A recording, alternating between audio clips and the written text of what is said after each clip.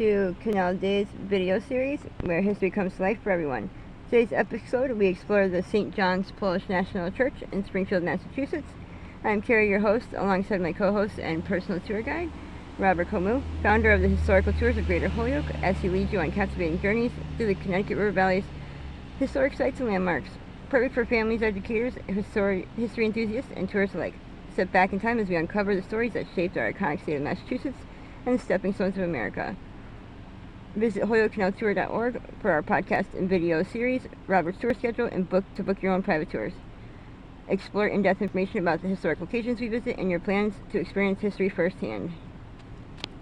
We're going to go up to a church called the St. Joseph's Polish National Church. It was built in 1934. You can see it's in the Gothic style by the side windows and the front windows too. And this church stayed a church up to 1989. When there was so few Polish national members left, they had to sell it off, and it became the Holy Redeemer Cathedral. Good name because from 1937 to 1952, it was the Polish National Cathedral. It took the job away from the Polish National Church that's based in Chicopee called the Holy Rosary, because the bishop changed. And when the bishop changes, they change the church. Now you can see the name says Holy Redeemer Cathedral Incorporated, right?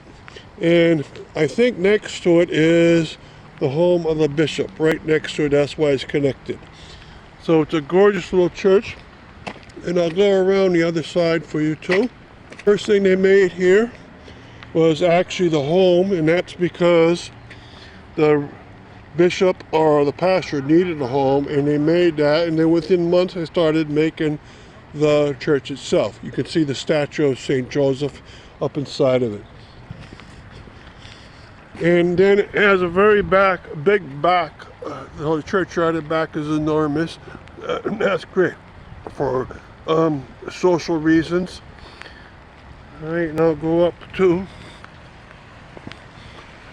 more of this house itself.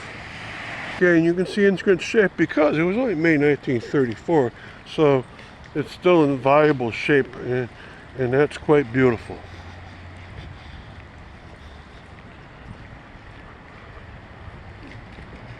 There's a big side yard here too, and there's a church in back there, so it's a very busy area itself.